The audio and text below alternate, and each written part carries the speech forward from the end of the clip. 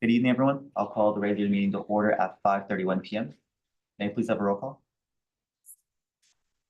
Board Member Aaron Pimentel. Present. Board Member Patrice Stanzioni. Present. Board Member Norma Gonzalez. Here. Board Member Dolores Rivera. Here. Board Member Dina Flores. Present. Student Board Member Victoria Cejas. Here. Superintendent Dr. Alejandro Alvarez. Here. Dr. Julie Harrison. Here. Susan Ibarra. Here. Tamika Lee Nolasco. Present. Thank you. Thank you very much. We have a form. Approval of the agenda for the regular board meeting of September 23rd, 2025. Is there a motion to approve? So moved. Second. A motion by Ms. Stanzioni, seconded by, thank you, Ms. Rivera. Is there any discussion on the motion? Hearing none, roll call vote. Aye. Aye. Aye. Aye. Aye, the motion carried. Thank you very much. Open session, pledge of allegiance. Please rise to the pledge of allegiance.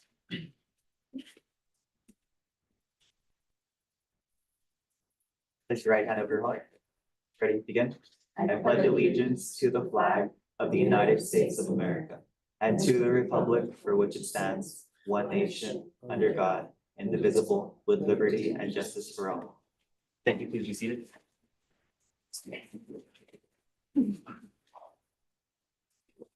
Staff presentations and recognitions. Item number 1 is the Citizens Bond Oversight Committee, the 2023-2024 annual report. Yes, thank you, Board President. Members of the board, we have today Citizens Bond Oversight Committee just presenting to the board 2023-24 and actually the 2024 annual report and expenditures. And the chair was unable to make it, but we do have Ms. Pelayo here, who also sits on the Citizens Bond Oversight Committee, who will come up and just kind of go over the report. That's it. No. Oh, Yeah. Just a quick introduction. Good evening, President Pimentel, Vice President Stanzioni, board members, Superintendent Dr. Alvarez, and valued members of the community. It is my privilege to introduce a leader whose commitment to our community and our children is truly inspiring. Please join me in welcoming Ms. Pelayo Iniguez, the Vice Chairperson of the Citizens Bond Oversight Committee. Oh, thanks. Thank you, Board, and thank you, Superintendent. Good evening. My name is Alma Pelayo, and I am the Vice Chair of Bassett United School District Measure B and Measure BB Citizens Bond Oversight Committee. On behalf of the committee, I am pleased to present to the board and the Bassett community the 2023-24 audited fiscal year annual report and the 2024-2025 fiscal year expenditure and progress report. The committee meets 7 times during the 2023-2024 fiscal year to receive updates from the district staff on the progress of Measure B and Measure BB projects and to prepare the report. The meetings were conducted and pursuant the Brown Act and were open to the public. The 2023-2024 audited fiscal year annual report includes a summary of the committee's activities and advices that to the best of our knowledge that during the 2023-2024 fiscal year funds were only spent on school facilities, improvements authorized by Measure B and Measure BB, and the district is in the compliance with the requirements of Article A2, Section 1B3 of the California Constitution. You have been provided with a copy of each report, and the committee would like to thank the board for its support and the district staff for all the details, effort, and support that were provided in the preparation for meetings and during all our meetings. Thank you for your time, and the committee wishes the district continued success. And thank you so much for your support and your help. Just like to make this a little token of appreciation. You definitely are a difference maker. Thank you. Thank you for inspiring all of us and for representing the Bassett community. Thank you so much. Any kind of, thank you so much. Thank you very much. Yep, questions? And we have questions on Mr. Lotus. Okay, so first of all, I'd like to say, this is a very detailed report. Thank you so very much for doing it. Also had the pleasure of meeting Ms. Talayo today at the Serenity Room opening. It is very important that, you know, how the bond dollars are spent are communicated to the community, because that's transparency.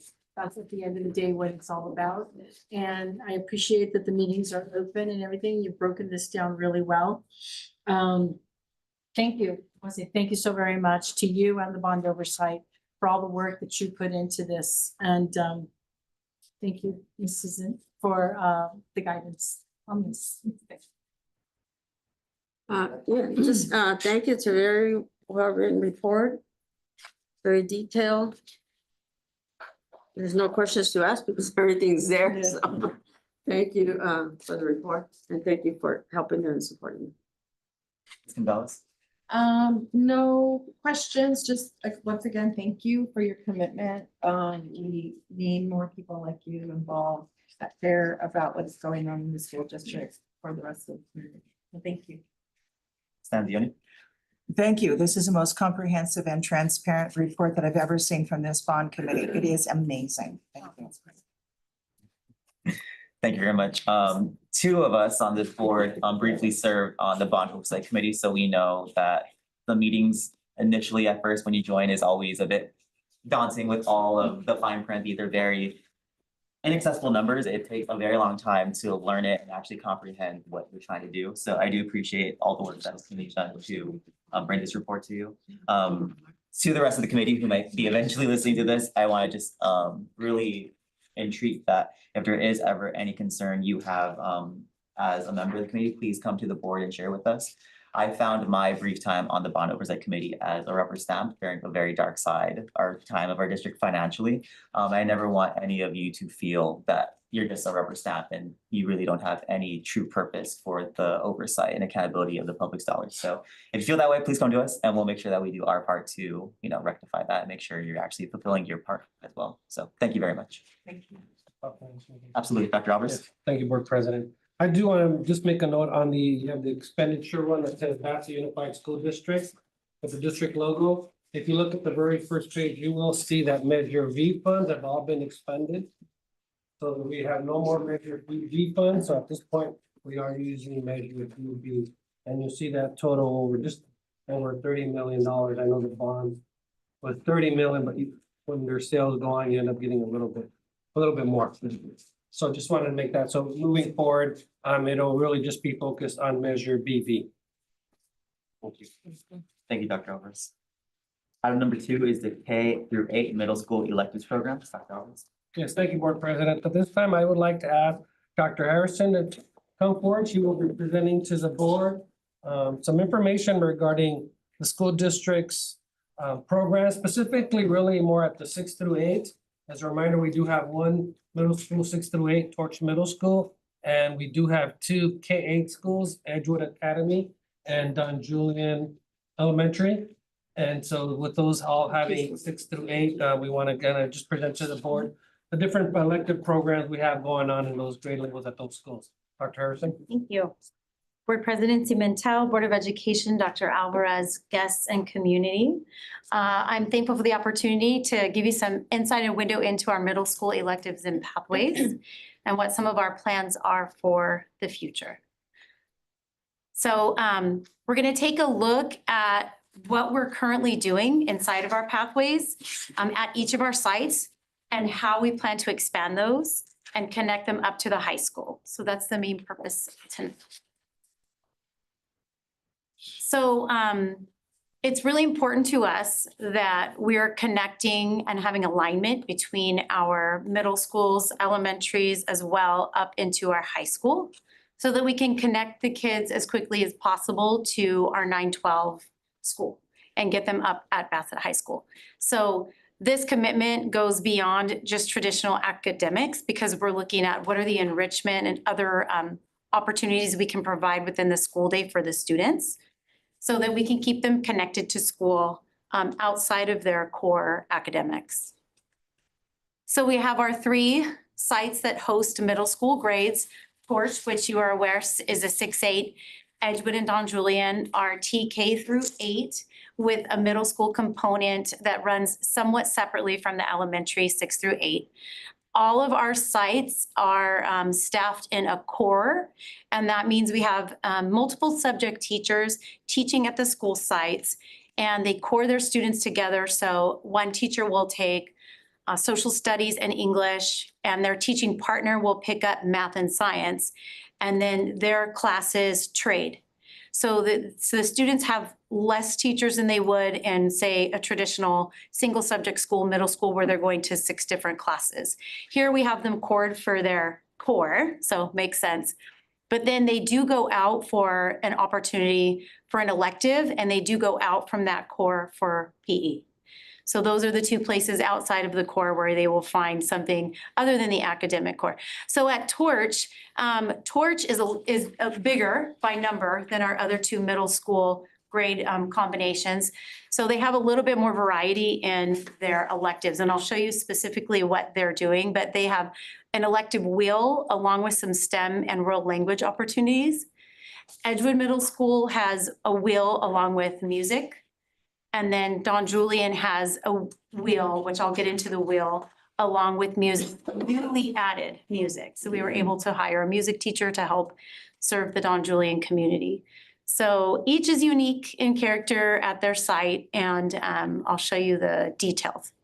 So when we're looking at Torch Middle School, our single subject music teacher, he takes care of 3 sections at that site. And so he's teaching a comprehensive music program that links to our high school band. Additionally, we have Spanish at that site that counts for high school level Spanish. So that is taking place there, a single subject. Again, we have a single subject teacher that does that. And then our esports and engineering electives there are taught by a teacher that has an authorization to teach in the field of STEM. So a multiple subject teacher, but has this added authorization to go a little further with a single subject course. And then when you get over to our wheel at Torch, our wheel supports art, financial literacy, which has a math component, which is like a dual bonus there because there's some math, health and nutrition, and computer systems. The computer systems includes the digital citizenship and social media and being careful when you're out there in the social world. So this wheel is new to Torch. So in years past, they had the 4 single subject electives open to the students, and students that were not selecting one of the single subject electives were going into a study skills. So last year we worked with a team to create a wheel so that they could bring that to the site so that the kids could have something outside of their day that more aligned to our pathways, some of our pathways at the high school, and gave them an opportunity to express themselves and learn some added skills rather than just working necessarily on some necessary core curriculum in that elective. And they took their wheel and they modeled it from our other 2 high schools that already had that in place. So you'll see over at Edgewood and Don Julian, their wheel also includes financial literacy. They have esports worked in to both of theirs in the wheel. Whereas at Torch, the esports is kind of a standalone because we have a teacher that can do that as a single subject. We also have art and computer systems. So they're getting that tech literacy and foundational skills in the core over at Edgewood and Don Julian. And then additionally, Edgewood and Don Julian both offer music. So Edgewood, the teacher at Torch that does part of his day at Torch, then slides over to Edgewood and does the middle school band. And again, connects those students to our high school band. So the new addition at Don Julian has picked up some middle school time with the students in order to create the band setting as well. So we're trying to connect Don Julian now to the band at the high school. That's a really strong connection, and our band kids, they live and breathe everything Bassett. So the more we can get them connected to the high school, the better off we are. So we're really excited about that, and we're actually looking with our Prop 28 funds. I've talked with Ms. Nolasco about flying another position that would split between Don Julian and the high school. So that person would be working on both campuses And we could have them directly linked to the high school, because the teacher that is there now is kind of splitting her spread kind of thin, because she's working with some of the elementary grade levels too. So, and it's a big school, so we want to make sure that we have enough support there to support the music. So that is a position that we're looking at flying soon and getting the addition to that staff. So these are some of the things that are happening at our middle schools. Across all our middle schools, we do have enrichment that extends beyond the school day. We have esports programs at all three. We also have 3D printing and design happening at all three schools after school. And some of that takes place during the day in the wheels.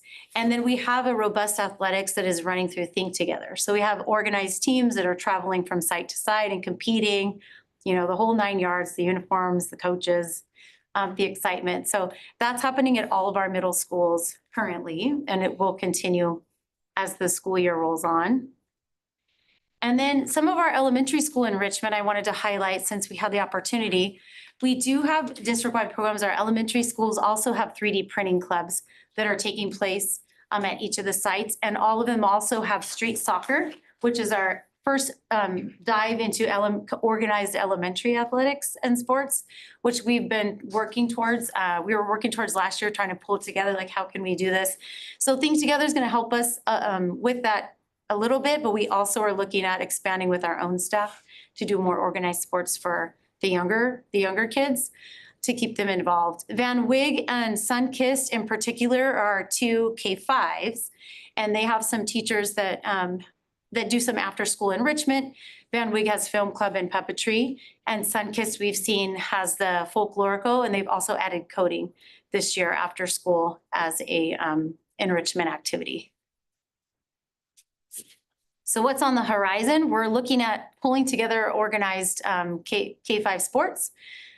We are looking at partnering with Scouting in America. So Greater Scouts of LA and the scouting program, we met with them this last week to see what they could offer for our kids after school. Can we start troops at each of our sites and Think Together after school? So that's looking, I mean, it's shaping up very nicely. So I spoke to them again today.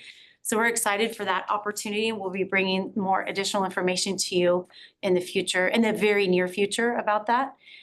We are adding additional music sections. I spoke a little bit about getting Don Julian fully set up to make sure they have a middle school band and are connected to the high school. And then, of course, always trying to align our high school pathways a little bit more closely, where our elective wheels, right now they are aligned in some ways, like our health and nutrition does align with our health academy, but could we do a little more to align it and have more articulation? Yes. So those are the pieces that we need to dig into more so that we have better alignment. So exploring new opportunities. One is AI coding program.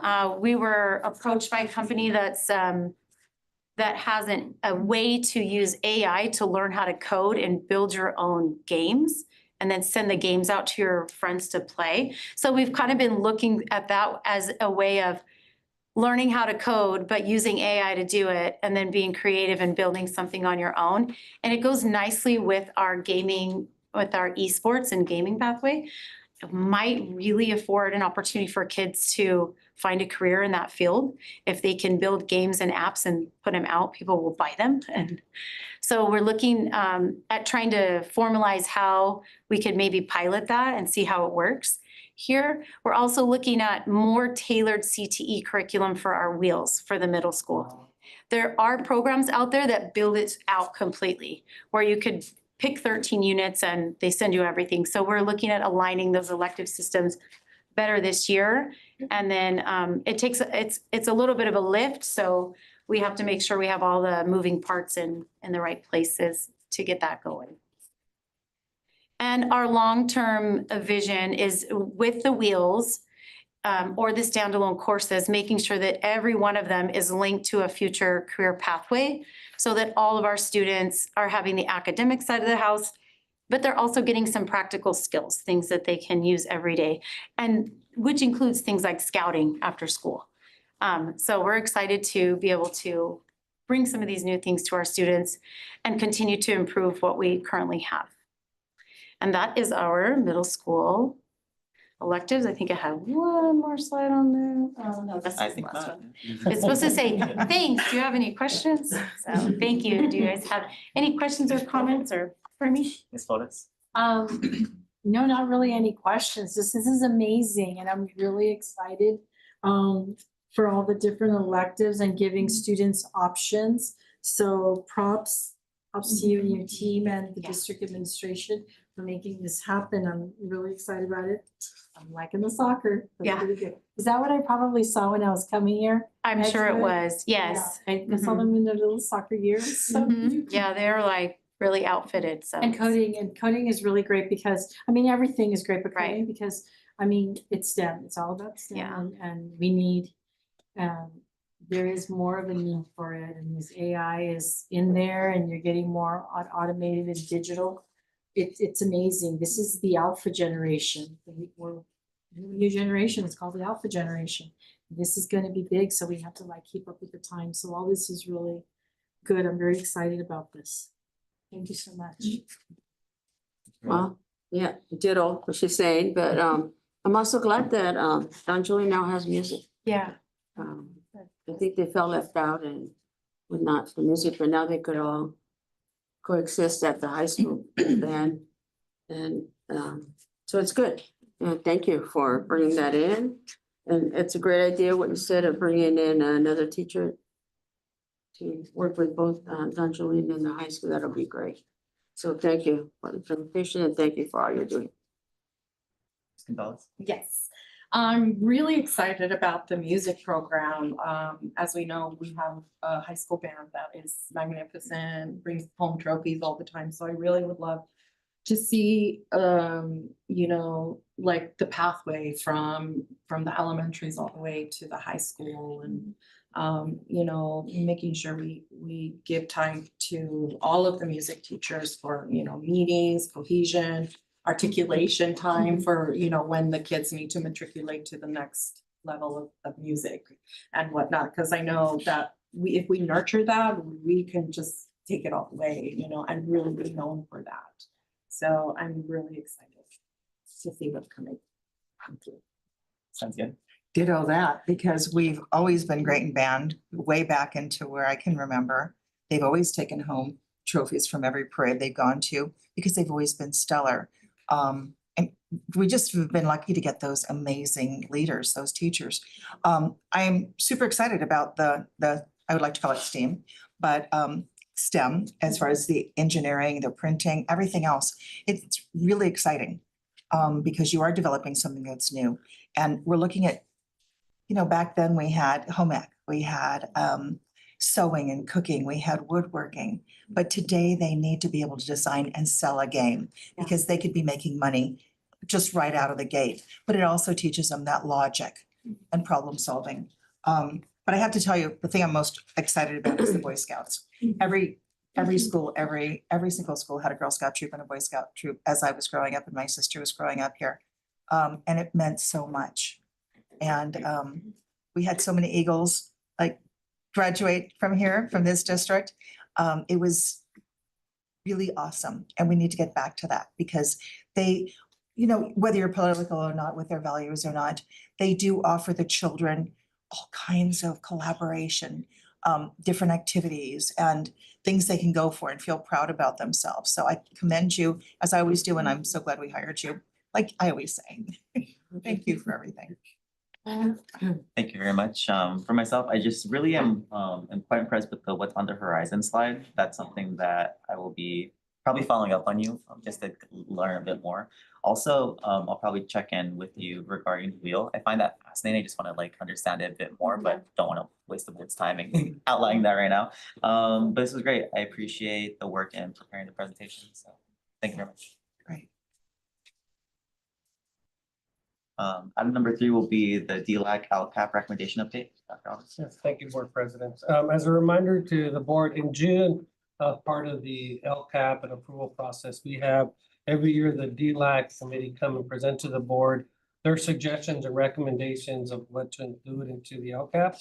The board had a request to have a follow-up on, you know, their report and and how it was or what wasn't incorporated into the LCAP. And with that, I'll ask Dr. Harrison to come back up again. She can just stay up. Should have just stayed. Yeah.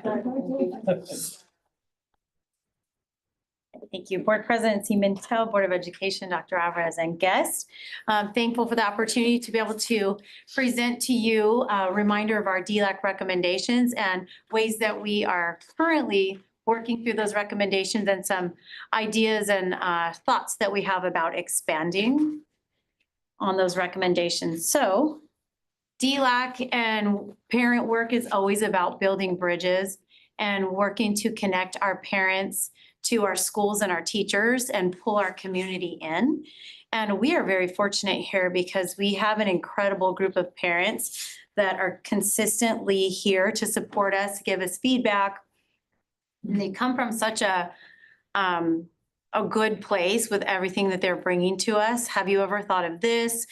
This has been my experience. Have you thought about bringing in this program? And so this is what our DLAC representatives did when they came to the board with their recommendations not so long ago, is they brought these recommendations that were very heartfelt and authentic. So their first recommendation is they would like to see us sharing our growth. So they were commenting on what we've been doing, everything from increasing our attendance to our test scores and the bright spots that we have.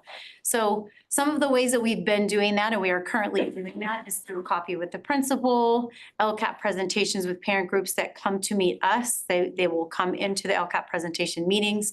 And then some of our limited audience data sharing. But our new possibilities, we were thinking about hosting coffee with cabinet. So if one of the cabinet members is available, like myself, to present to families, we can offer that to come see us. The LCAP Roadshow, where we would take the LCAP around and make sure everybody's aware of what our goals are and what the board has approved and is supporting going forward. Community virtual town halls, being able to host a town hall, and partnering with a site principal and hosting a meeting just to give an update to that community at the school of what's going on, especially for parents that can't come to the coffee with the principal because they're working or things of that nature. We could host something in the evening, 5 p.m., 5:30 p.m. That's online and send the link out. Another opportunity would be video presentations that we send out. So doing those updates and then in a parent square, sharing that out to really show our growth in academics, attendance, and those things that we are truly excelling in. Recommendation 2 is supporting that classroom framework. So we do have strong practices built around our mission and vision. We have PBIS, we have Thrively for our socio-emotional learning and wellness. And these programs are ones that our students grasp, they gravitate to, and our teachers are having a really successful time rolling out. So when it comes to our English learners, we are looking at unpacking the EL roadmap. So the state has provided with us a roadmap to try to monitor your success with English learners in particular. And that roadmap is extensive, and we have unpacked it a bit. But we would like to really dig into it and align our master plan here at the district office with that roadmap so that we can focus on what we need to with next steps. Another piece is just culturally responsive pedagogy with our students and making sure we're understanding really their whole reality of their life and their family dynamics and the community dynamics, and making sure as we're presenting lessons and bringing things to our students that we're culturally responsible with our pedagogy. So those are some things we are currently working on. Recommendation 3, unified math excellence. So this was, I found this one interesting that they honed in on math. And I thought, oh, that's something to really for us to stop and reflect on. We have quite a few different math programs in the district. And as students are moving from one grade level to another, or from one teacher to a different teacher, a school site to a different school site, they're getting a different look at math products and what we're doing with math. So one teacher may heavily use the core while another is using one of our resources that is additional. And so the look is very different. So they were asking us, can we look at that scope and sequence and make sure that we're vertically aligned and that we are moving through the essential standards? Our teaching staff in this district has done an excellent job of mapping out our essential standards and our scope and sequence pacing. It's quite remarkable. I was so happy when I landed and I saw how beautifully that was done because it's a heavy lift and it's already in place here. So big shout out to the team for doing that. And so now that we know that is established, I think making sure the parents are aware that we have that and then committing to that scope and sequence and pacing so that we keep the students on track. One of the ways that we can do that is through continuing with our math, with bringing back our math task force. This was something that existed before when we went through the adoption and then mid-adoption. It's like, okay, these resources, we're not in love with them anymore. Can we find some other resources and keep moving? And now we're at the point where we are ready to get a timeline for adoption. So all of our teacher friends out in the world of California are dying for a math adoption because it's been a very long time. And we believe that they're going to be dropping those recommendations in November for adoptions. So we're looking at, in order to help align our math, jumping into a committee, getting a committee together to get our adoption timeline going. And then, of course, sharing that back with our families. All right, so ELD program enhancement. I just want to apologize for the extra words when my PowerPoint goes, when you take it from a PowerPoint to a PDF, which I think this is, it repeats things. It like doesn't like the way the format is. So I fixed that about 3 times and I see it's back there. I'm like, how did that get there? So I apologize for that. I didn't have those mistakes on it originally or for tonight. But anyway, ELD program enhancement, our current resources, we do have Wonders and we have StudySync that have incredible ELD programs that go with them. But we do want to look at, with our EL task force that's currently in happening at every site has an EL task force. How do we want to roll out the essential ELA, ELD standards in a more strategic way, in a more scope and sequenced way? So that's one thing that our EL task force is working on. And then of course, we brought in Elevation this year, and Elevation is a great way to help us track our English learner progress and see who's ready to reclassify, who's right there and needs to do the practice resources. But it also has a whole suite of professional development for our teachers. So this year, we dove into that, and we're going to be able to roll that out to our staff so that they can use these strategies by tapping into the Elevation software. So that's one way that we want to be able to enhance our ELD programming. Recommendation 5 is celebrating success. They've talked about our staff, or not our staff, but our DLAC talked about including opportunities for testimonies at our reclassification ceremony.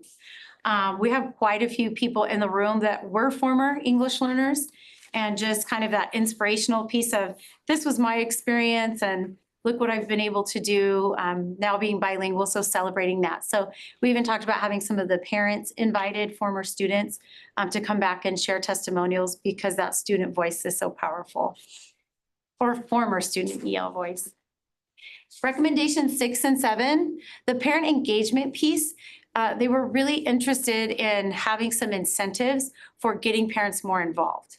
And so some of the things they brought up, whether it's at an event attendance or in a committee, if we could provide T-shirts or things that would identify that they are part of our parent crew that comes to all the events and supports us. So we've already gone down that road where we had a nice donation. So we're having T-shirts made for our Parent Academy in October. So those are already being printed for us now. So that will be the first foot forward towards making that happen. We're also looking at doing badges and awards for the different things that parents participate in so that they can collect those. almost like how the Boy Scouts collect their badges. So those are some things we're doing. We also we also are connecting parent involvement back to PBIS at the school site. So parents that are involved and are coming to the different events will be able to pass that message back to the principals so that there are some PBIS rewards for their students back at the school site. So those two kind of rolled together. And then finally, the last recommendation was cultural celebrations, really focusing in on ways to celebrate our culture here in Bassett. So these are some of the things that we are working through with the schools. When we do our 60th celebration later this school year, we will be having like a whole cultural component to it. In addition, our monthly board adopted themes and resolutions, we're sending those out to our school sites and libraries so that they can make sure that they're celebrating within their school systems and having, whether it's literature, books out, music, playing music, displaying art, depending on our different resolutions as the school year rolls on from our board adopted themes. And then, of course, we do have some robust ethnic studies libraries. So we want to make sure that those are highlighted as the school year rolls on in our libraries with our teachers. So all together, it's about connecting our community, having pride in the culture of our community, supporting learning, and really striving for academic excellence. So very thankful for the recommendations that our leaders made on our DLAC, and we are committed to the things that you see there tonight. And that is all. Thank you. Are there any questions? Ms. Corliss? Thank you so much once again. This is a great presentation. I really am excited for the cultural celebrations. I know that we approve resolutions on our agendas, but my bad, I don't follow through. Well, what do the campuses do for this? You know, what are we doing for, Hispanic Heritage Month and things like that? So this is really good. And I also like the just offering, maybe reach out to the PTA presidents. Oh, yes. Because they do have their association meetings, and I don't know which of them do it virtually, but that could be something. I know, was it last year you attended some of them? They were just amazed when you did the presentation that you did. So it's just getting the word out there, and letting community know what is all happening in the district. How are the kids learning? What are they learning? And I think that that's all great. I know you have the upcoming Parent Academy, Yeah. so we're blasting that out there everywhere. So yeah, thank you so much for, again, knocking it out of the park. Ms. Rivera? Thank you again, and please thank the parents. They really put a lot of work and thought into this. These recommendations are great. And I'm glad that you're working on making them come true.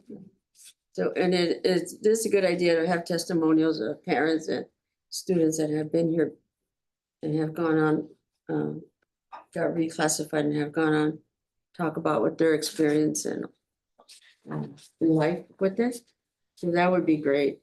So again, thank you for the presentation and the parents for working so hard on it. Ms. Gonzalez? Yes, thank you also for the presentation and for all the recommendations to the committee. Just FYI, I know you have focused PD on culturally responsive pedagogy. PBIS does do some of that, so I'm not sure if we have a LACO rep that we could reach out to kind of guide us with that too. But yeah, and I love the recommendations, and you can tell that, a thought was put into this. It wasn't something that was just thrown together. It really has meaning with the next steps moving forward. So thank you. Ms. Tanzian? Thank you again. It shows great focus. Thank your team and the parents that put the kids and their needs first. Thank you. Thank you very much. That's kind of rough when everyone says the same thing, so thank you very much. Thank you. Great. All right, item number 3 is public comments related to closed session items. Are there any requests to speak for closed session? Oh, excuse me, no, that's the second time I've done that. You did. So sorry about that. Student board member comments, thank you. Van Wyck Elementary. Good evening, sorry. Van Wyck is on the move. We have completed our iReady diagnostic testing and teachers are collaborating and planning as they analyze data for rigorous, engaging instruction. Our attendance is great and our Van Wyck scholars are excited to come to school and learn. We welcome the new intern, Georgetta, who will be working with our students to support their social and emotional well-being. Our ASB is on its way to, as candidates have been campaigning and we had our ASB elections. We are excited to be preparing for our second annual Mother-Son Dance on September 26th. We are proud of the amazing work and great things happening at Van Wyck. Go Wildcats. Don Julian Elementary. We proudly recognize our first Students of the Month for September, honoring excellence in academics, responsibility, and character. Families and staff joined us to celebrate our lives. iReady Fall Diagnostics have been completed, giving us valuable data to set grade level and school-wide growth targets in ELA and math. Teachers are engaging in professional learning team PLT cycles, focused on aligning instructions to standards and monitoring progress towards CAASP goals. Kona Ice Day was a big success, bringing families together after school to build community. Our first Coffee with the Principal event will take place on September 25th, providing families the chance to connect and hear about upcoming initiatives. Attendance innocent are being highlighted through Saturday school and ongoing family communication. Every day counts at Don Julian. TK Parent Involvement Day will be on October 2nd.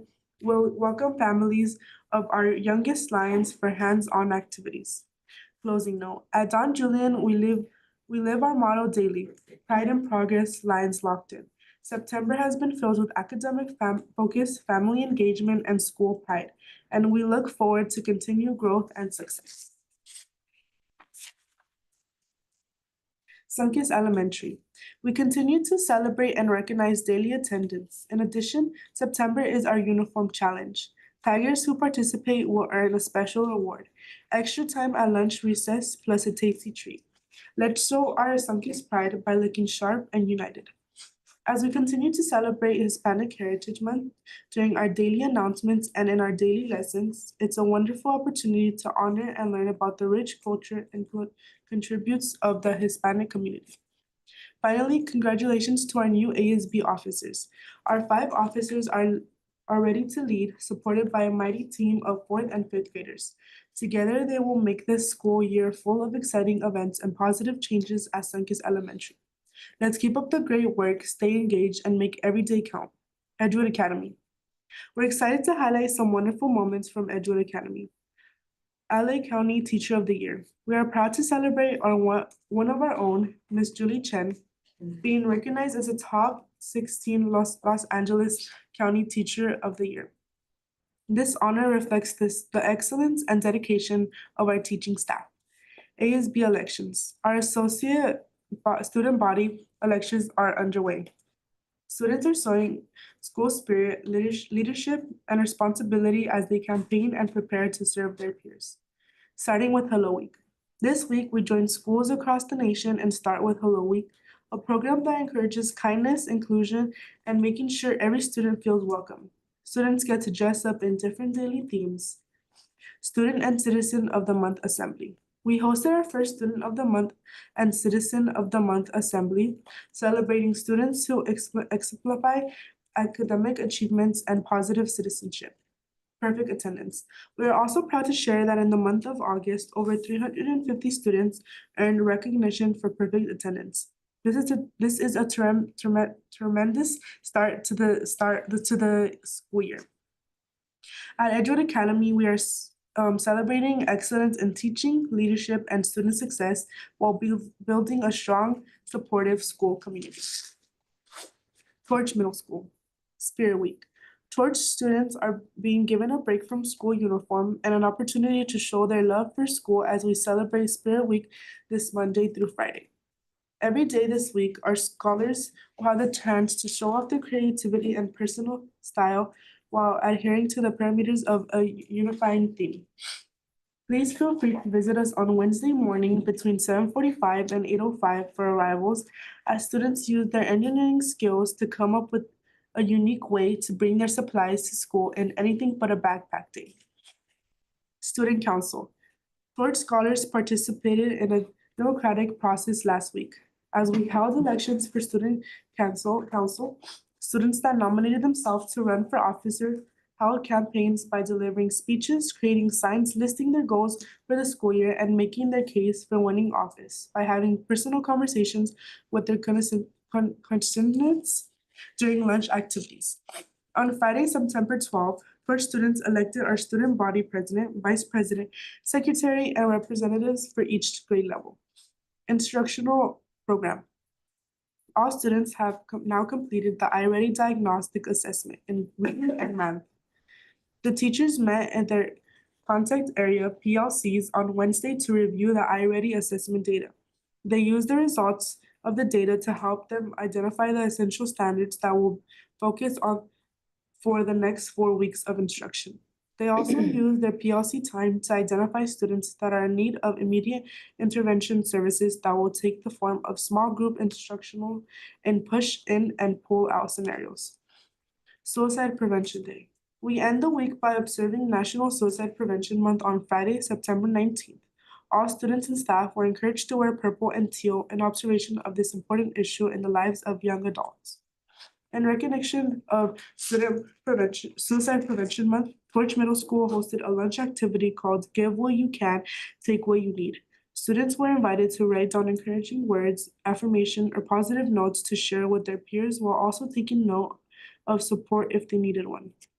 This activity created a safe space for reflection, kindness, and connection among students.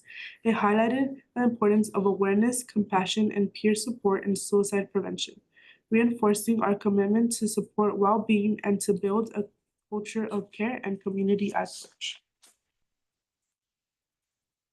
Bassett High School. Bassett High School seniors are headed into an exciting, busy season. The guidance office has set up several FAFSA workshops for parents and students. Students have begun applying for scholarships, college, and career plans are in full swing at BHS. Bassett High School will have our senior portraits taken Friday, September 26th. We will also have all of our athletic teams, clubs, and ASB promote school spirit with food, music, and games. On this day, all staff participate and interact with students as we celebrate our campus community.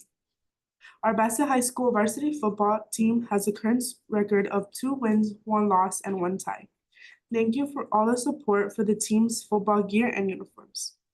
Other teams are taking notice of our Olympians for their performance on the field. Thank you, Coach Tejada Jr., Ivan Pena, and Coach Hosey. A special thanks are to the former Bassett football alumni who have come back to help the team. The next match will be against Savannah High School, also on September 26th. Girls volleyball is also in full swing, and the girls are set to take on Ganesha High School on 9/19 and Workman High School on 9/24.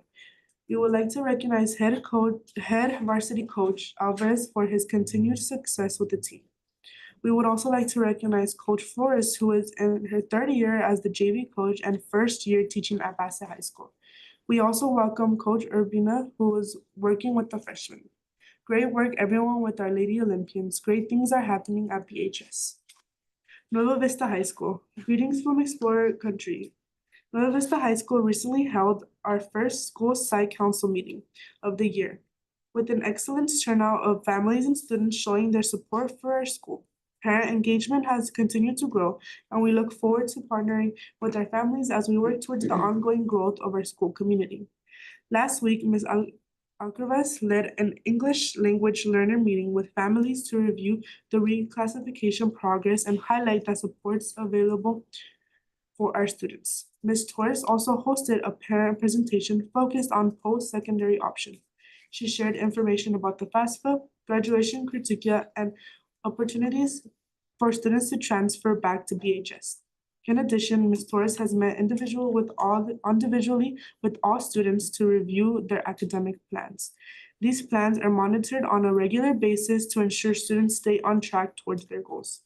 We have now reached the halfway point to quarter one.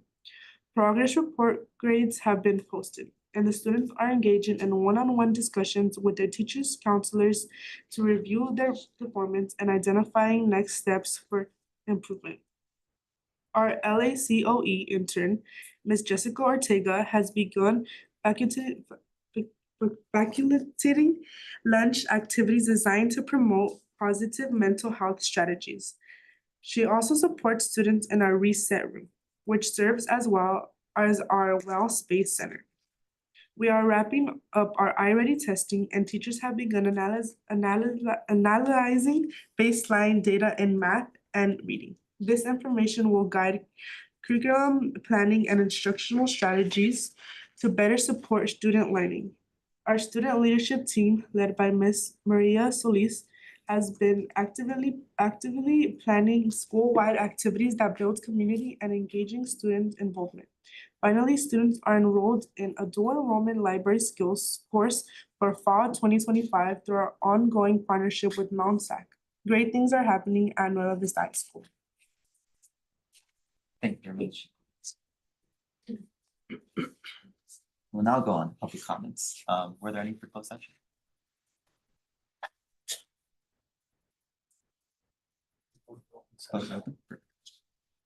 No comments for closed session. We'll go on to comments for open session.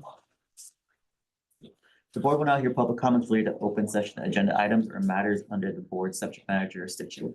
And in order to conduct the public's business of the district in an organized manner for the privacy and safety of community members and to help district staff respond more directly, the board requires that public comments comply with certain procedures, including when addressing the board, speakers are requested to identify themselves and speak from the podium.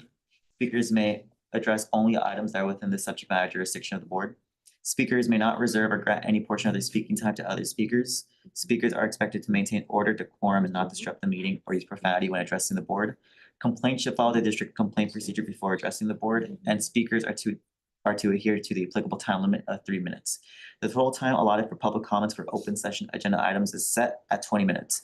In the event the estimated time for public comments based on the number of interested speakers will exceed 20 minutes, the presiding officer may equitably decrease individual speaking time to permit as many voices as possible.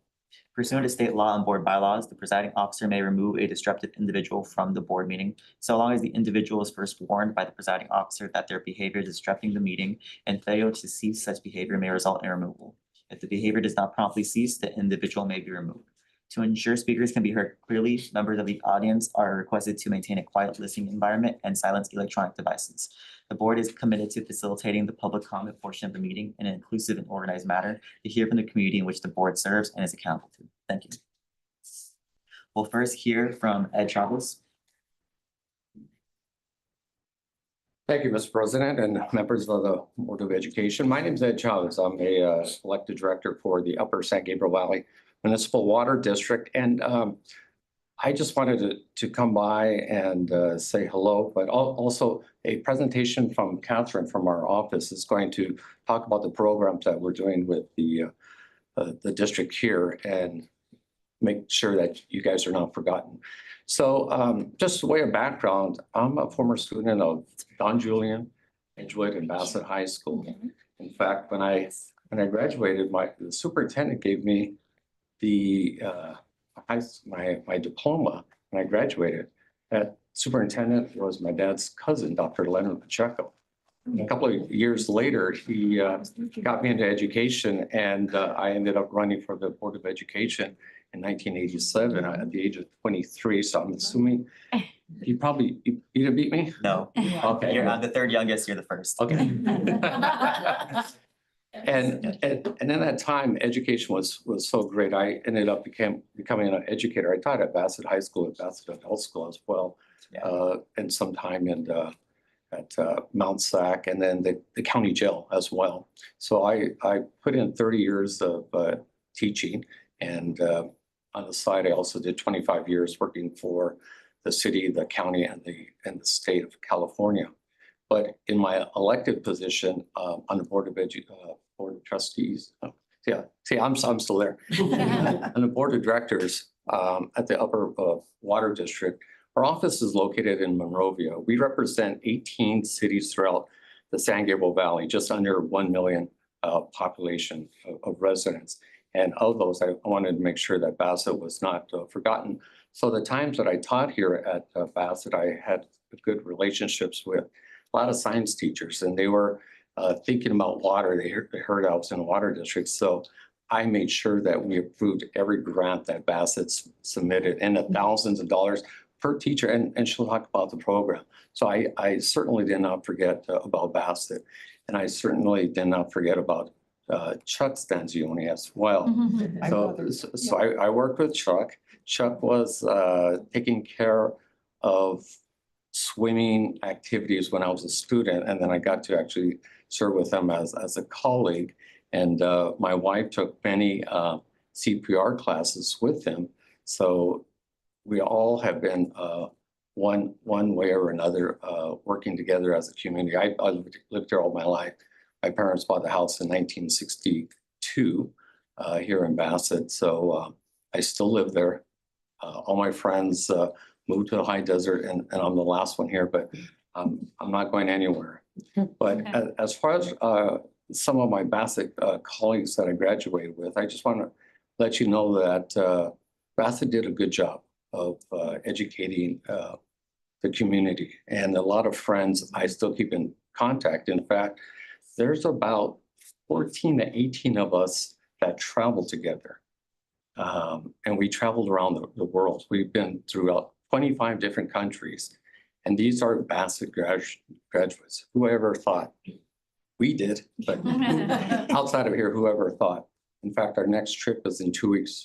This is our first domestic trip. We'll be going to Graceland and the Old Opry House in Tennessee, but we've been all over the world so far, and Bassett is making a statement. So be proud of the students that you have helped educate, and thank you for this opportunity.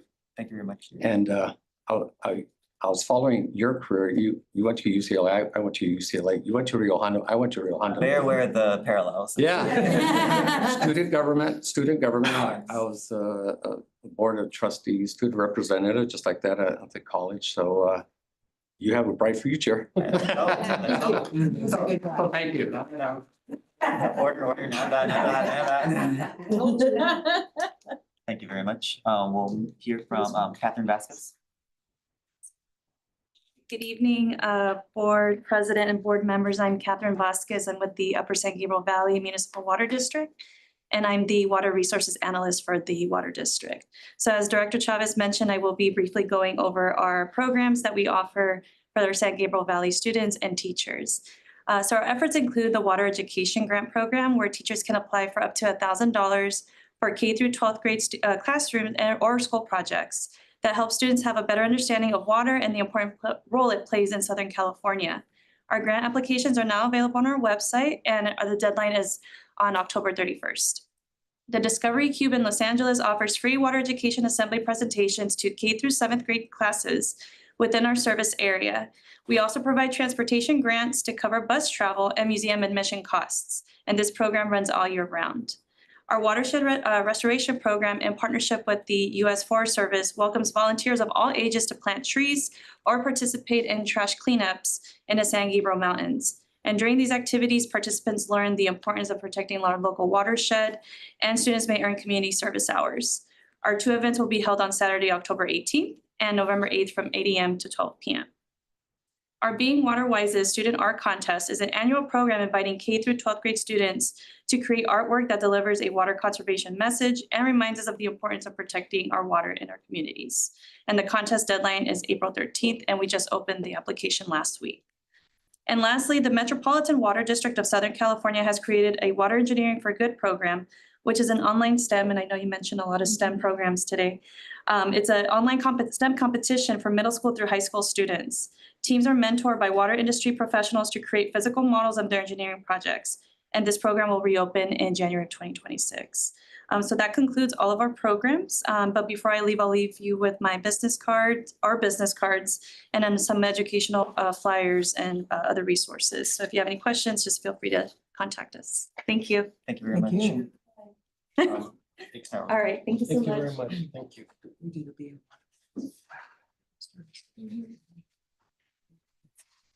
Thank you very much. We will now move on to superintendent comments. Dr. Alvarez. Thank you, Board President, members of the board. Just a few things. First of all, I know it was mentioned by our student board member, but I do want to congratulate Ms. Julie Chan, our teacher from Edgewood Academy. Even she was selected as not only the district teacher of the year for the Bassett Unified School District, but she was one of 16 teachers selected by the county Office of Education for LACO out of, I think there's 60-something districts in the county. So that's a big accomplishment. So I had the honor of being there at the LACO event last Friday. So we're board members. And so just want to kind of make that announcement. Congratulations to her, and that just shows the hard work and dedication she puts into her classroom every day. I had the opportunity today to go to Bassett High School where they had the ribbon cutting for the Serenity Room. If you haven't had a chance, or if you get a chance, please swing by. There was a lot of effort put into it. Students had a lot of say in putting it together by what was going to be purchased. So it was just great to see that room. If the reminder, all of these are funded through a LACO grant. So all our schools have some type of Serenity Room, wellness room, or whatever they've chosen to call it. I think this one was the last one of all the schools in the district. Just an update for those I know we have outside all our school facilities are signs for our track and field projects. We have started the bidding process for Edgewood Academy, as that has already been approved by DSA. I think tomorrow there's what they call a job walk. So anyone who's been pre-qualified as a contractor was invited to participate in the job walk tomorrow at Edgewood, where they be able to look at the site, ask questions, and the district and the team to be able to provide any responses to any questions they may have once visiting the facility.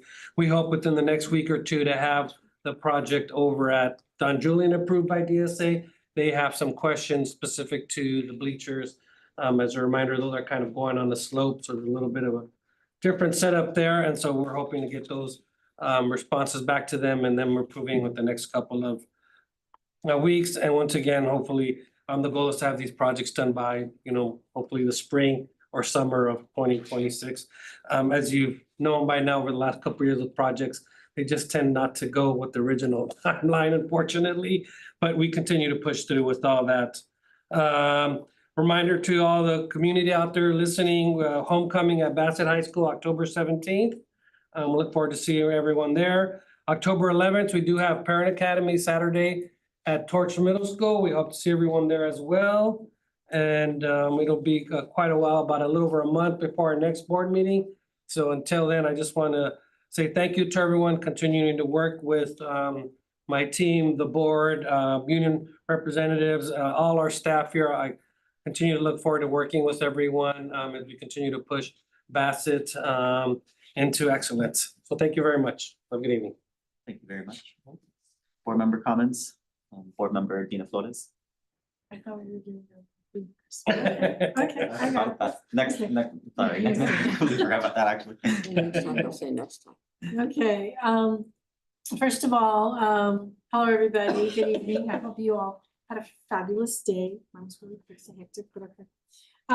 Thank you. Well, they've gone now, but thank you for all the public comments. Our CBOC report, that was really great. Thank you for taking the time to be here. And for all of those that are listening in, thank you from the virtual cyber world for being here. So as you all know, we are in Hispanic Heritage Month. Did any of you know why we overlap over 2 months? So it apparently, because I used to not like that, I'm like, why can't we have our own month? Okay. But the reasoning is because it was established to honor histories, cultures, and contributions of the Hispanic and Latino Americans whose heritages come from Spain, Mexico, and the Caribbean, Central and South America. And the observance begins on September 15th to coincide with the independent days of several Latin American countries, including Costa Rica and Mexico. So all that, I'm not going to bore you, but let's break them all down. But it really ranges from September 15th all the way to October, and I didn't know that, okay? So that's my history lesson. So it began as a week long, but of course, we were not going to stand for that, right? Because we wanted a month. So under President Lyndon B. Johnson in 1968, it was a week-long celebration, but then along comes President Ronald Reagan, and he changed it into a full 30-day. So September 15th marks the Independence Day for several Central American countries, as I mentioned earlier. Other Independence Day, Mexico celebrates independence on the 16th, and Chile on September 18th, with all within this time frame. So that's why we overlap over 2 months, okay? We want to get everybody in there. So the month recognizes significant achievements and contributions of the Hispanic and the Latino Americans in various fields, from the arts and culture to sports and public service. Okay, in the celebration of, it's a celebration of diversity, okay? It provides an opportunity to celebrate rich diversity, resilience, and history in the Hispanic community. So much for the history lesson there, okay? So anyway, what have I done? So I attended this really amazing conference, the California Latino School Board Association conference. The theme of the conference was unity. And at the heart of every district is a commitment to unity and working together, an unwavering dedication toward a shared mission, provide the best possible opportunities for every student. And we see that happening here in Bassett. It's happening, trust me.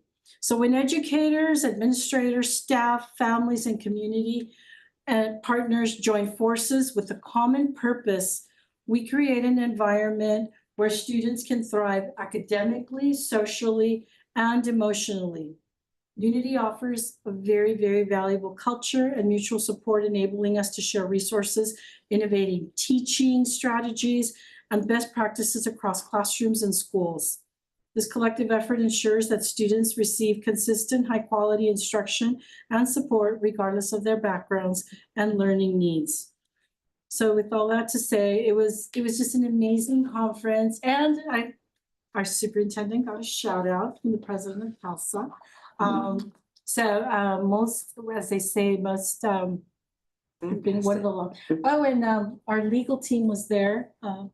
Atkins, the acronym one. Atkins and Anderson, they were there. And board member Dolores and I got to be on a panel discussion. Was it a panel discussion? With Dr. Alvarez, as far as like relationships between board members and the superintendent. And we got a lot of compliments afterwards, and that, you know, basically what a great job is happening. And yeah, so that was really, really a great conference. Who spoke there? There were several elected officials that were there and spoke. So it was very nicely done, and they even served pozole on the last day. Of course, I'm not going to eat pork, but they served pozole there. I see Blick. Congratulations to Ms. Chen. This is fabulous.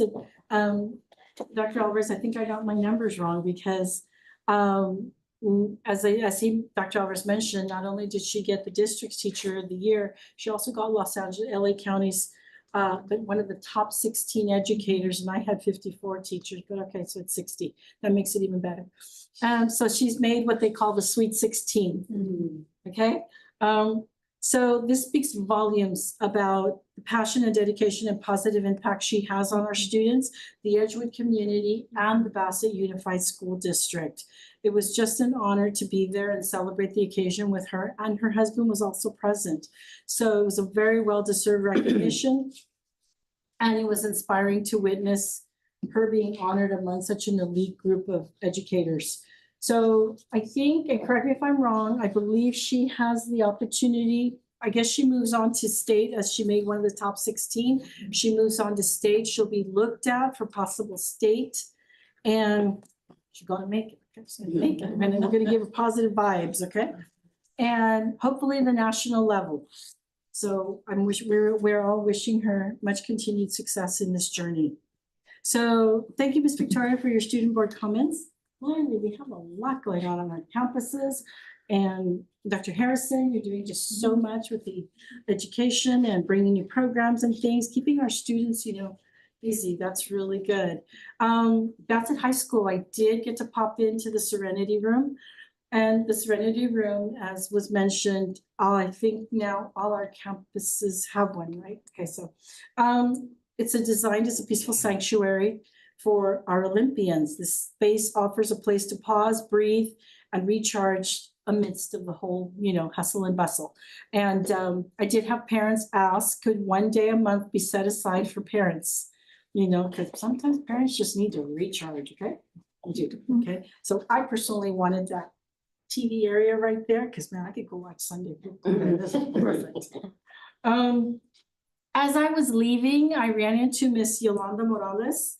She heads the sewing club, and Bassett has an embroidery club now, and a lot of students are participating in it, as someone mentioned earlier, home economics, sewing. So to all our families out there, if you have any gentle used clothing, please take it to the high school, because somebody could use it. Someone can use it, and students just love going there. And somebody donated like a big screen TV too. I think they're gonna use that as a raffle, but anyway. So she's doing great things over there, Ms. Morales, and I was really surprised with the embroidery and just students. Right now, they're all in sports, but when their sports season winds down, they can go there. So yes, October 11th is the Parent Academy. I am very, very excited for this. I'm gonna tell you that my university had a car show scheduled for October 11th, and I was stressing. I was wigging. I was like, okay, what am I gonna do here? So when they decided to move it to spring, I'm all like, so yes, please, everybody plan to be there at the Parent Academy. Don Julian PTA will be holding their PTA elections. And I believe it is coming up next week, I think, September 25th. They'll be holding PTA, so all our Don Julian parents out there, you want to be in PTA, please attend Coffee with the Principal there. And on that note, I really, really would like to encourage parents, get involved. There's a lot happening. Earlier, as I mentioned, the Unity Conference speaks a lot about having parents engage. Our parents can engage through, we heard about the DLAC. PTA is another way that parents can engage, and when it just speaks volumes to kids when they see that their parents are involved. And we know that there are parents that work, but ask, how can I get involved? I know Edgewood will also be holding elections. I believe there's this October 1st when their Coffee with the Principal is. So on that note, I've already spoken too long, even though I tried to go really fast. Thank you, everybody, and that's it. Thank you very much. Board Member Dolores Rivera. Hi, good evening, everyone. Thank you for all being here. Thank you for your report. I also went to the Unity Conference, and it was a very educational experience. We learned a lot, and especially with the parent involvement. And I saw that this morning at the Coffee with the Principal, how involved the parents were, asking questions. They had presentations on, since it's Suicide Month, they had presentations on suicide, who to call, what to do, how, all that. And then the community college had a big old flyer on showing parents how they could become involved, and not just in meetings, but leaders in school side, in DLAC, or if they can't make it in the day to the meetings, there's other ways that they could be leaders at the school, so that their kids could have a successful school life and be successful when they graduate. I've talked to Ms. Maldonado, and I was gonna highlight just Bassett today. But before I start with Bassett, I also attended a roundtable, an educational roundtable with Congressman Gil Cisneros. And it was great. We had, it was hosted by Bowen Park, Unified School District, and quite a few other school districts attended. And it was all on the immigration issue that we're facing. The same, like, your rights, don't say anything, that nothing new that we haven't heard from everywhere, from TV, from other politicians, so it's still pretty much the same. Just go out, the schools, they're private classrooms, they cannot go in the office or whatever. You could even put signs up on private use only, or if you don't want them in anywhere, but you stop them at the door and that's it, and like we have our plan already, so they're preaching to the choir because we're all set. Of course, I'm listening to the other school districts and we're set. We already have someone designated to go and check, someone to do this, so, we've done that already. We're ahead of the game, and so that made me very happy that we are ahead of a lot of the school districts on that. So on Bassett, they have 187 students enrolled in AP classes. And they're doing good, and they're getting ready to do their AP test. They're gonna be hosting, like, the students said they're gonna be hosting the FAFSA workshops on Saturdays. So they wanna make sure that the parents know about it. They're gonna be, I can't even see my writing. The Well Center was so beautiful and calm, and you walk in and you just feel like just throwing yourself on the couch or because it is so beautiful and calming. And there's a lot of stations where kids could do like drawing to relax, coloring and all that, or journal, or sand, or what was that Japanese thing, bowl with the Well, it's a water? little bowl where you That in the one bowl you where they do make the the- noise. And they had some screens with water that you write your troubles or whatever, and the water just takes them away. And I mean, it's really nice, new things that I've never seen. Aromatherapy, little section for aromatherapy, games they could play with each other and things like that. So that was really fun to see. And yes, the parents did ask, not just once, quite a few times, that they could use it once a month, or they could have their coffee with the principal there.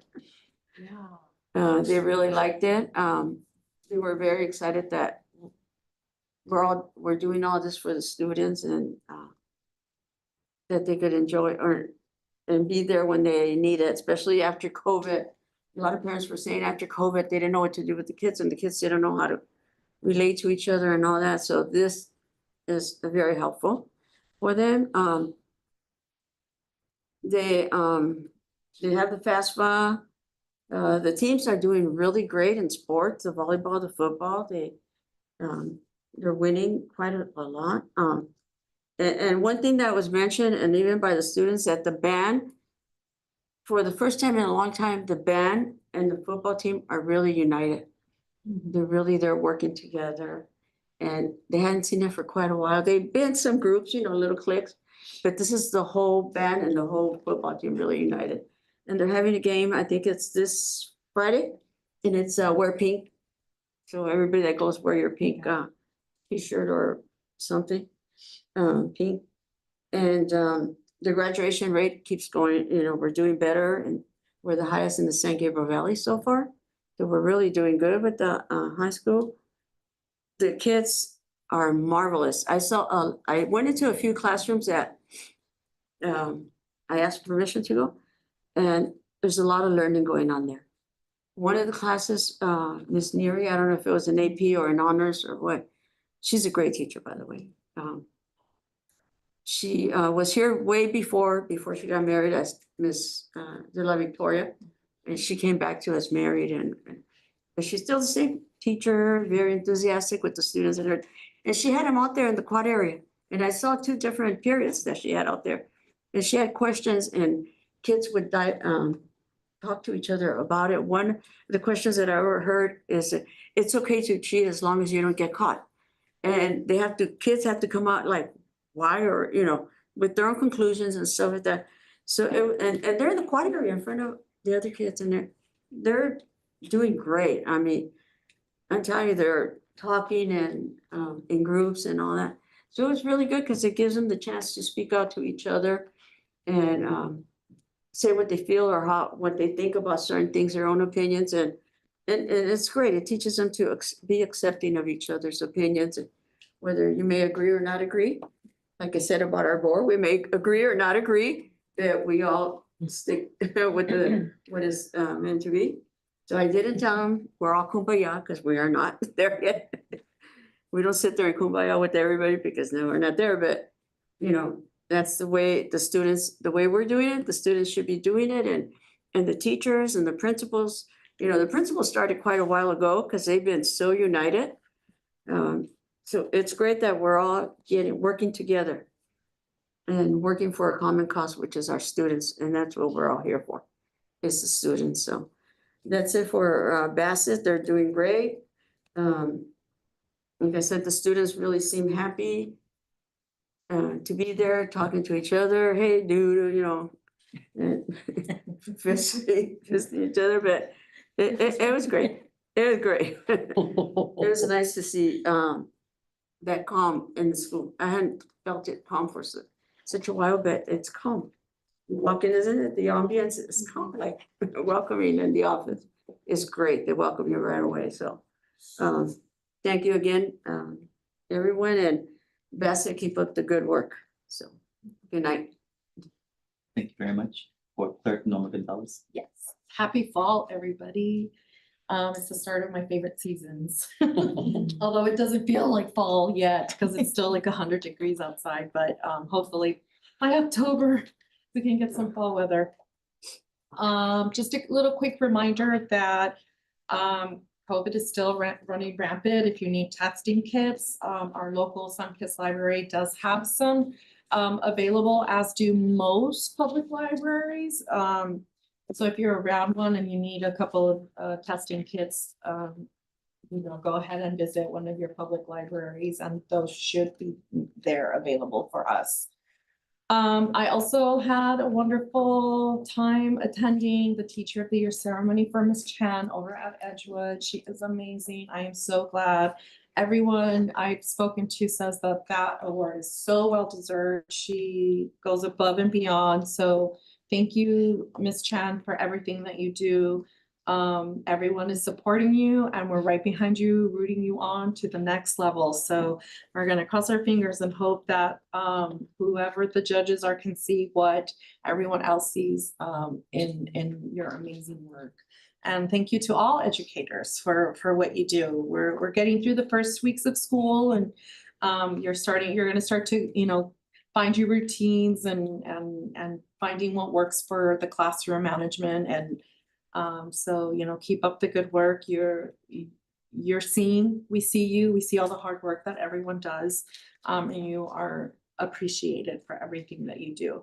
And then that kind of will lead me into, you know, if there's something that, you know, you feel that the board needs to be made aware of, you know, all of our communication, ways to communicate with us, email, text, in person, you can find on the website. And I'm just saying that because I personally, in my job, don't feel like I'm being listened to, and I don't ever want anyone here at Bassett to feel that way, to feel like you're not being heard. So, you know, even if it's just to let us know some good news, you know, send it over, email us, let us know if there's an event that's not on the calendar, you know, feel free to invite us. We're here for you. You know, and however way, you know, we can help you, we will definitely try. And that's it. So thank you. Good night. Thank you very much. Board Vice President Patrice Stanzioni. First of all, good evening and congratulations to one of the LA County Teachers of the Year. Julie, I just think that she's going to get it. I have this really deep-rooted feeling that she's going to go all the way. And if that doesn't put us on the map, I don't know what will. Because that is stellar. That is absolutely outstanding. But also thank you to all of our other teachers in the district, because it's not an easy job. A couple of us here know that personally. I didn't get to go to all of the events of the day because as you know, that I'm with my classroom, my spectacular special needs children. But I did want to get serious. This is a Suicide Prevention Month. I wear the purple and teal ribbon. And we must know what to do every month, not just during this month. to support those at risk to get involved in the prevention efforts. So what can we do? We can encourage self-care like good sleep, good nutrition, exercise, sports, arts, and open conversations.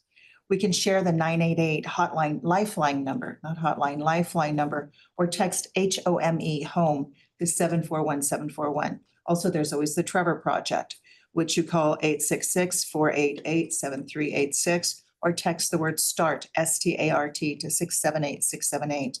These are non-judgmental helplines for anybody who needs somebody to listen. And I say this because my first year of teaching, I had a student commit suicide. And it shocked and rocked everybody's world for the end of that year.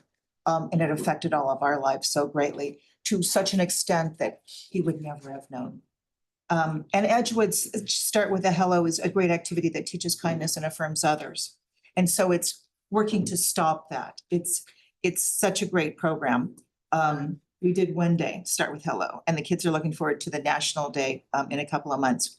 As Torches, Give What You Can and Take What You Need provides a safe place for reflections and connections. Again, they're already doing some things in our school, and I think that's incredible because they're not opening up the term suicide, but they're actually counteracting it by doing something that affirms the child.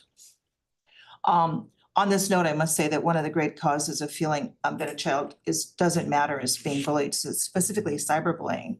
It's very real, and parents and teachers need to be aware of this because most cyberbullying is done on campus, and that's in violation of the Ed Code. But on to another month. What is it? Yeah, no, it's Carry Malformation Awareness Month. Oh. And what most of you might not know is carry malformation can affect attention and processing speed, working memory, distractibility, processing auditory information, chronic pain, depression, anxiety. And I bet you most of you didn't know that. So as much as we celebrate good things, there are things we have to be aware of because this affects our children, this affects our family. And in that, we're only about a third of the way through Hispanic Heritage Month. We must not forget Mario Molina, a Mexican boy, a Nobel Prize winner, a chemist who worked on the ozone layer and discovered the CFCs that were depleting the ozone layer. And without him, we wouldn't have known that we were having a problem and we couldn't correct it. Ellen Ochoa, the first Hispanic woman in space. Jaime Escalante, whose inspiration in improving AP scores in calculus for the marginalized students was also an inspiration to the movie. We celebrate Cervantes, we celebrate Gabriel Garcia Marquez and Pablo Neruda, the last two Nobel Prize winners in literature. Frida Kahlo, Picasso, Diego Rivera, Goya, Velázquez, all Hispanic artists without equal in this world, even till today. I mention these because these are the ones my students have just done the reports on this last week. So I kind of have to know something about them when they tell me that. We celebrate Hispanic culture for all it has given us. And while it's only on our calendar for a couple more weeks, most of us celebrate it all the time with the food and the music, right? Now, last week I did not attend the California Latin School Board Association conference because I've gone a number of times, but I did attend the National School Board Association CUBE conference. There were people from 36 states there, with Illinois and Michigan beating California in attendance, which I thought was incredible. But what they brought to the table was amazing. Everybody was incredibly kind and friendly. All of the school board members came without agendas or egos, except for maybe one, you know who it is, to focus on students' attendance and academic success. In every session, every keynote, we heard stories and strategies to help marginalized students. Heck, one superintendent from Kalamazoo shared how he would address chronic absenteeism when he would go along with the school site rep and he would personally go and knock on doors. And this was not to embarrass or punish the student, but to ask the student if the student needed anything to get to school. Was it clothing or food or a ride? Rather than go on the attack, he went to support. And his goal was to increase attendance by 5%, and he got 37%, which was amazing. He also suggested that they take away phones like Los Angeles City Schools did. He did get a little bit of pushback, but once they got used to it, the kids really liked it. They began to talk to each other. They began to interact on a nice level because they didn't have the anonymity of the online to say mean, horrible things to each other, and things got better quickly. We, as a school board, eventually have to make a decision on our phone policy as well, and it's something to look into. He also shared that I thought this was great, when a teacher sassed a child, he attended the parent-teacher conference himself. Now, he's from a much worse district than we have here. I mean, they have some serious issues, way more serious than Bassett. He shared that he was against telling the child to go home because that would just be a problem on the streets. Instead, he insisted that they join a club or a sport. Again, he got pushback, but once a student became part of something, they realized that they mattered. And when they realized they mattered, they did better in school. And that was really impressive because his population was a little bit more hardcore than ours has ever been. He said everything came down to him. He actually told the board to fire him if he didn't improve things. I went up to a board member. Well, I went up to two board members and I said, "Is that true?" And he said, one lady said, "Yeah, actually at the interview, he said, if I don't improve your school district, like right away, fire me." That's got a lot of guts to it, but he did. Not only did they improve that school district, but they are the only school district in that state of Michigan. Is that where Kalamazoo is? That has non-declining enrollment. In fact, they are increasing enrollment because he put his foot down.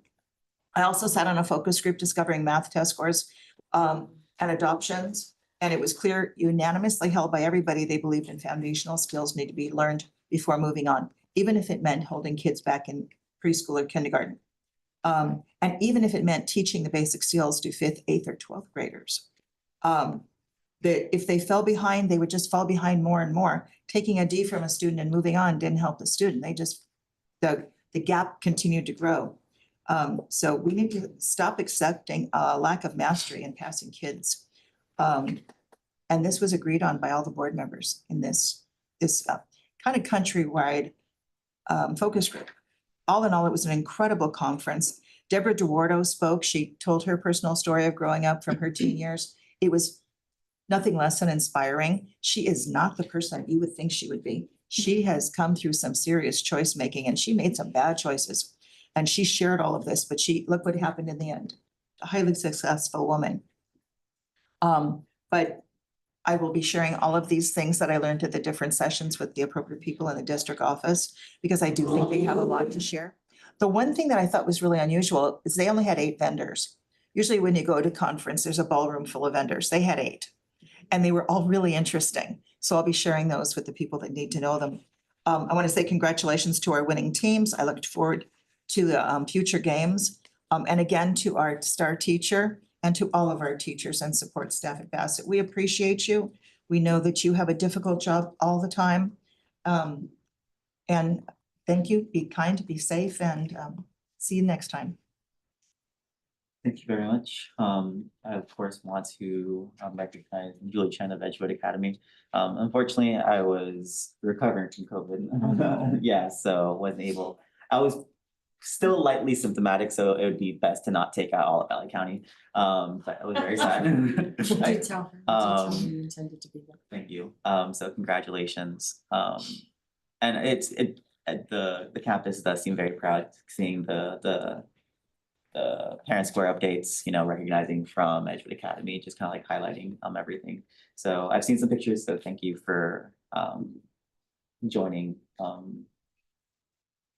her in that. Sorry, I'm still kind of just slow-minded from everything. And congrats to and hearing the student board members update to all of the ASB leaders elected throughout our district, so that's wonderful. Other than that, I do appreciate the presentations given tonight. As all the things change in this country. One thing that is eventually going to be on my mind is the civil rights protections for our special education students that may be under attack. That's just something that's on my radar with all the loved ones in my life who are neurodivergent. It's an interesting time of the year where the legislature has adjourned and the governor is just sitting on a bunch of bills. I'm just kind of like, is he gonna sign them or not? But he signed a package of bills that I think will do well in our community to address the federal discrimination that we're getting from our immigrant community. So AB 49, which this board signed on earlier this year. That prohibits schools from allowing immigration authorities on campus without a warrant. So now a state mandate, but we welcome it, I suppose, but we've been doing that already. There's SB 98, which requires schools to notify the community when the immigration authorities are present. It also asks us to incorporate these procedures into our school site safety plan. So potentially that could be something we could just make sure that they're already embedded. If not, we can add them. I believe that Senate bill is the author is one of Ms. Flores' former students from Cal State LA, ASI, Senator Perez. So congrats. There's SB 627, so that makes it a crime for law enforcement to mask their identities, and then SB 805, which makes it a crime to impersonate a law enforcement officer. There are a few bills that CSPA has signed on that are pending. So AB 1224, that would extend an authorized substitutes service on a temporary basis. There's AB 1390, which updates board member compensation that hasn't been updated since the 1980s. And then there's SB 340, no, I'm dyslexic, 374. And if you all remember, we, this board also signed on to a bill last year, a year and a half ago, where we're telling the Department of Education to give us a comprehensive list of all the different reports that LEAs have to submit. Because no one has a comprehensive list of what we all have to do. But given, I guess, this bill is giving the CDE another year to do that. So we want that. And then the only thing that is opposed from my list of bills would be AB 714. This would restrict academic freedom, especially in the area of ethnic studies. That is explicitly opposed by California School Boards Association, I believe the California Association of School Administrators, the teacher associations for both CTA, the faculty associations of UC and CSU, but yet was still passed by the legislature. So hoping for a veto there. But that's a little report on legislation. I think it would be good as I wrap my head around the legislative cycle on the state side for if the board wanted to, especially as we do all the things with Sacramento cryptic, that we should have some type of like legislative like agenda. Like these are some topics that we want to like really like get in on and then network with our legislators. We have 4, we have, of course, if a certain bill passes, then we might actually be split, I think, in congressional districts. I think so. For Assembly, we have 2. For State Senate, we have 1. But for Congress, I think we might be split again between 2 congressional districts now. So we'll see. But that's it for me. I'll keep my remarks relatively brief. We think we all say a lot. I think Dr. Harrison spoke the most. So let's get it going. As in like of the presentations. It was it was back-to-back presentations. But it was. I didn't think that was shady. I apologize. A little too much laughter from the audience. And it's exactly one person in the audience. Okay. No, I do appreciate, well, I call her out. Do appreciate the Management Association's work in developing the board scholarship. So the application for that. So yeah, that will eventually go to the students. So again, just shout out after I called out. Thank you. So going to closed session, item number 1 is conference with labor negotiators pursuant to Government Code Section 54957.6. Item number 2 is conference with legal counsel potential litigation pursuant to Government Code Section 54956.9. 2 cases, and then public employee performance evaluation. If there's no objection, I'd like to go into closed session at 7:08 p.m. Is there any objection? Hearing none, stand adjourned. Thank you so much for your presentation. Good luck tomorrow. Would you say your thank you? I'm so glad. There's a whole conversation going on. So if you want to go get it ready. Just this one. Yeah.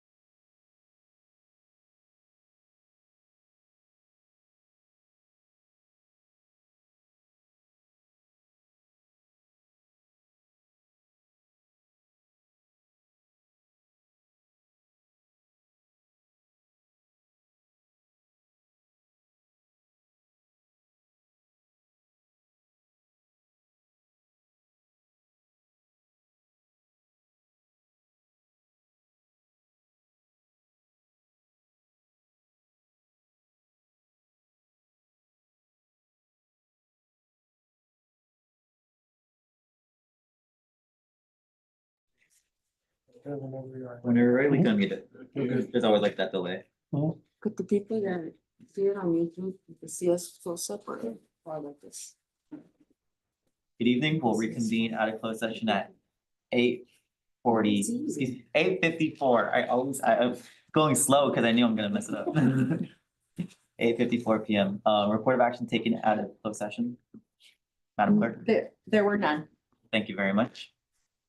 Discussion and action items. We have approval of resolutions.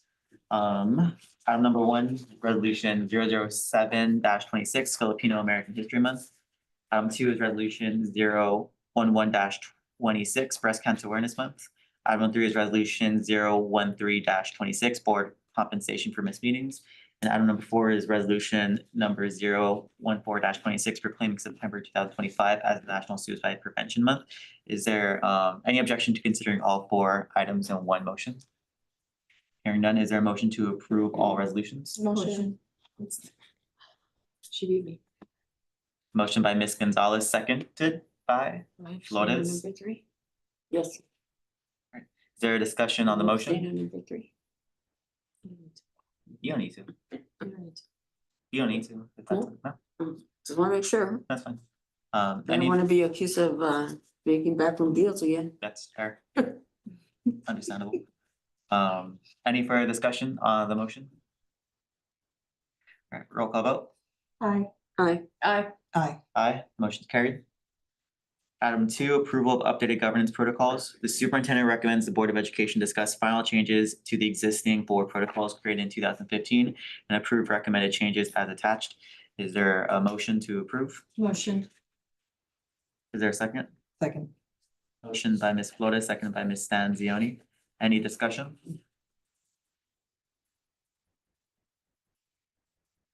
Hearing none, roll call vote. Aye. Aye. Aye. Aye, motion carried. Consent calendar, all matters listed under consent order. All matters listed under the consent calendar are considered by the board to be items that will be enacted by the board in one motion. There will be no discussion of these items prior to the time the board votes on the motion unless members of the board, staff, or public request specific items to be discussed and or removed from the consent calendar. Are there any items a member wishes to be removed? Is there a motion to approve? Motion. Second.